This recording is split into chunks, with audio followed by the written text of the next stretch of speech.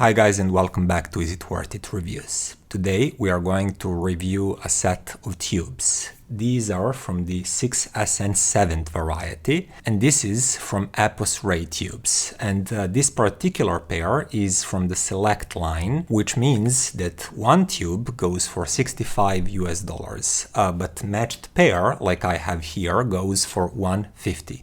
There's more expensive Reserve line, which is like 3 times more expensive, and I do not have these on test. So today I'm talking about this pair of Ray 6SN7 Select. And as you can see, they come in nicely secured package with lots of foam, and I like that. With tubes, it's always better to be safe than sorry. Now 6SN7 tube is very popular and it is used in many headphone amplifiers and preamps too, some tube decks also. For example, I reviewed some X Duo amplifiers that used these tubes.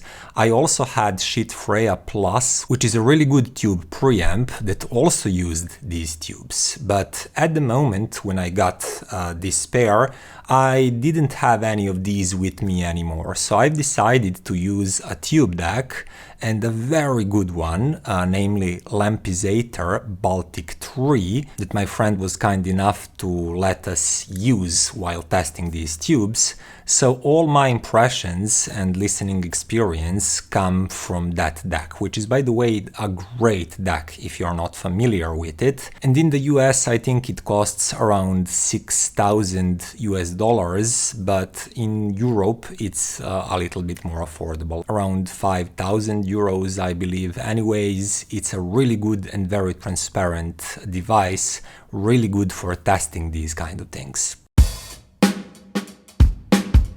When I first started listening to these Ray Select tubes, I noticed that they reveal plenty of details, and that especially goes for higher frequencies, meaning mid-range and highs.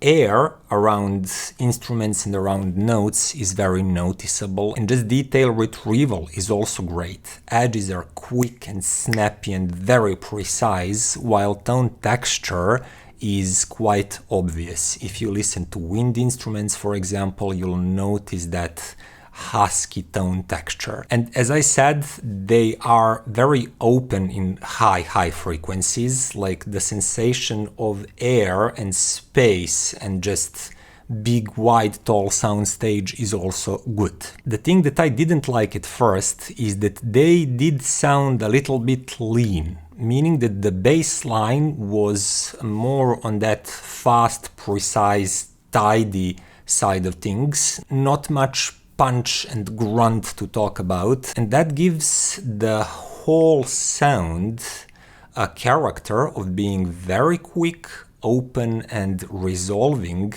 but leaner and thinner in terms of tonality. But, and this part is closely connected to pairing. Later on that same evening, we were switching and testing and listening for the longer time. My friend at one point changed the rectifier tube on his tube deck for another rectifier that actually sounded fuller and fattier and juicier, and in that combination Apos Ray tube sounded better than with previous tube rectifier that was somewhat lean itself and a little bit detail high frequency oriented. Just using different rectifier tilted tonality towards something much more neutral and enjoyable and, generally speaking, fuller sounding. So my general recommendation for Apos Ray tubes is that they are fast and precise, but they do not carry much of warmth and weight in the lower register, so have that in mind. If a system that you want to use them in is already leaning towards bright and open and speedy, but you lack a little bit of mass down below, I'm not sure if these would be the correct choice.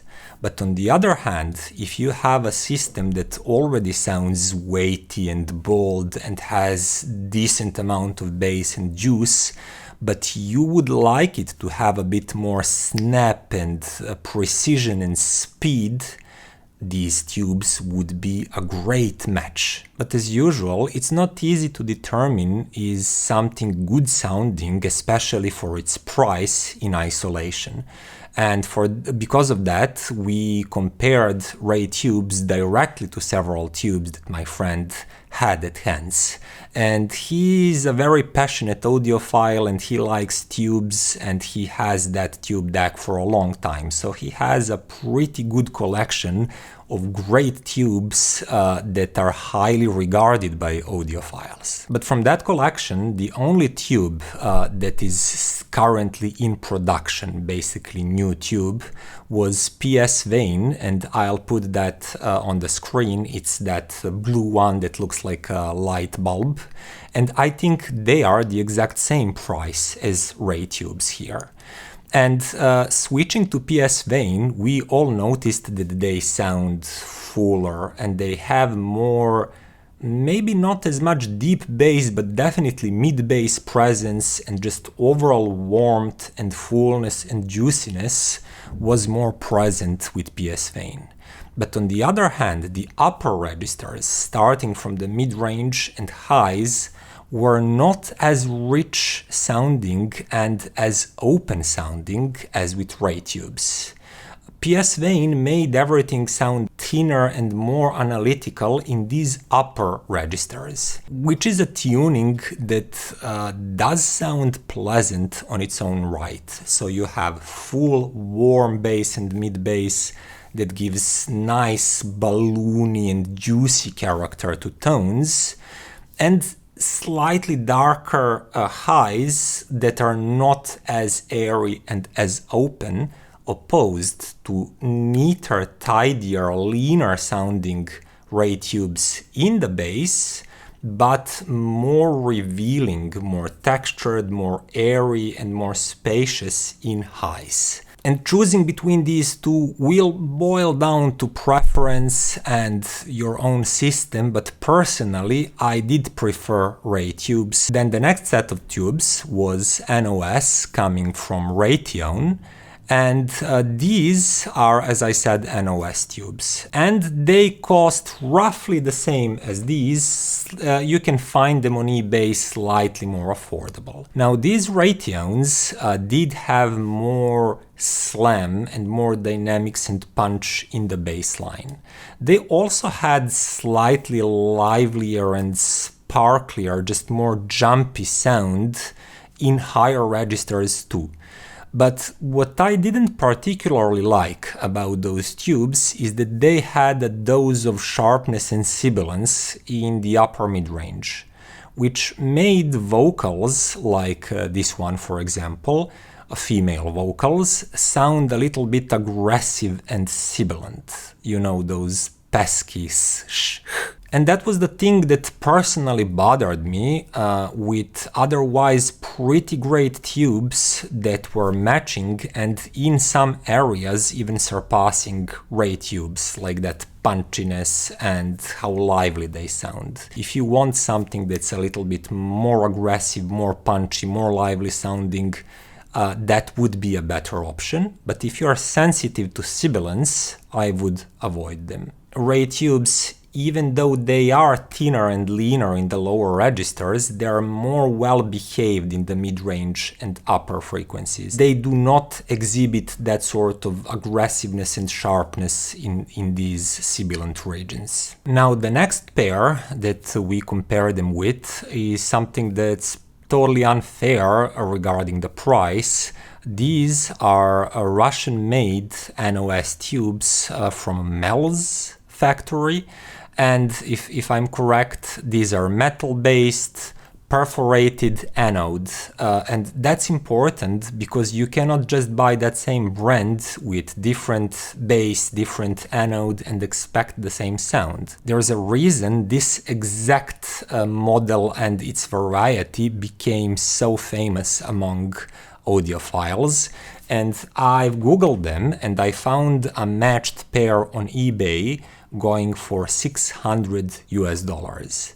So that's like 4 times the price of these Ray tubes for NOS tubes. And I have to say, these simply sounded better all around. They had smoother, more liquid-like sound and fuller, noticeably deeper and punchier bass line that fills out the rest of the spectrum and gives just more palpable, bolder, three-dimensional feeling to tones, while they are not dark and they have the same great extension up top, which sounds even more time coherent and smoother than Ray tubes. But for something costing 4 times the price, I wouldn't expect anything less.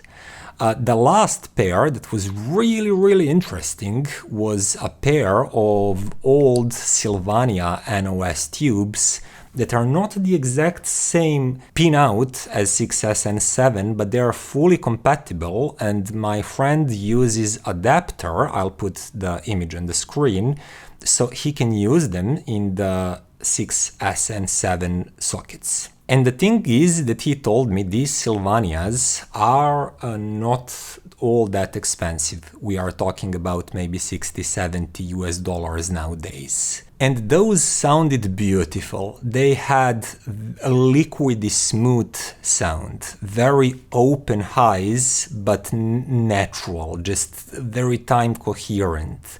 No sharpness, no edginess whatsoever. Mid-range and vocals, the same as with that Russian tube that I've previously mentioned, the vocals were just beautifully natural and coherent in terms of time domain. Everything is so continuous and smooth. The only thing they lacked compared to these very expensive Melz tubes was bassline weight and punch and grunt. These are the tubes that don't go that low and they do not punch that hard, which is actually very similar to how tonally Ray tubes sound. But to my ears, those Sylvania did sound smoother and more, as I would say, liquid-like. And if you could buy the pair of those Sylvanias for $150, I have to be honest here, I would rather use them than Ray Apos tubes. But the thing is, even though I found several pairs on eBay for, as I said, $70, $79, $80, $90, a friend told me that slightly different markings or different decade, or if you're looking at the base of the tube and it is slightly different, because for example his pair has a green print and metal base, but I found green print with plastic base, and he told me no, those do not sound the same. You can buy a pair of Sylvanias that look pretty similar, but if they're not exactly the same, like same factory, roughly the same year of production, and same base, same plate, etc., the sound will be different. And that those Sylvanias can vary from really great sounding, like the ones he has, to something that's not nearly as good. So I spent that evening browsing for the same pair, same model and variety of Sylvanias that he has, but I couldn't find them. And probably if I did, a seller would know that they are highly regarded and they wouldn't be 70 but maybe 200 or something, $250. That basically leads me to the conclusion. It was an interesting exercise where we found out that, first of all, Ray tubes sound really good. And they're very resolving, very open-sounding tubes with plenty of detail retrieval and plenty of information in the mid-range and highs. They are not edgy and sharp and sibilant. They're just very open and resolving and also lean in the bass line. So they're ideal to open up systems that sound a little bit dark, a little bit heavy or bassy. They would be an ideal match. Also for neutral systems, if you like this sort of sound signature, they would be great match. But in my opinion, for leaner sounding systems or brighter sounding systems, if you perceive them that way already and you don't want that system to go in that direction anymore than it already is, then I would be careful with Ray tubes. Another thing that we learned is that some NOS tubes are really great sounding, but the thing is that audiophiles already know that. And tubes that are really great sounding, and yeah, better sounding than these Ray tubes, they are either more expensive or just so difficult to find, and you are running into the situation where you can actually buy something that you can think is the model that you're looking for, but some slight difference, slight variation, year of production or different factory, anode having holes or not having them, may result in you getting something that doesn't sound at all like you hope it would. And that would mean that you already have spent the amount of money that you planned, but you still don't have the tubes that you hoped you would be having, and you still have to search for another pair, spend once more, and that, in my opinion, leaves room for tubes like these coming from Apos to exist on the market. They're probably not the best tubes that you can buy for $150, but they are nonetheless really great sounding, really resolving, and they are a safe option. Option that you know that when you hear somebody that tried them, like me or some other reviewer or just your friend, and you purchase them too, you will get that same kind of sound. And you're not playing lottery like you do with NOS tubes. And that combination of really good sound and high safety and repeatability and you knowing that you're getting what you paid for is something that makes them all around good package, in my opinion. And that would be all for today, guys. I hope you like this video. See you next time. Bye.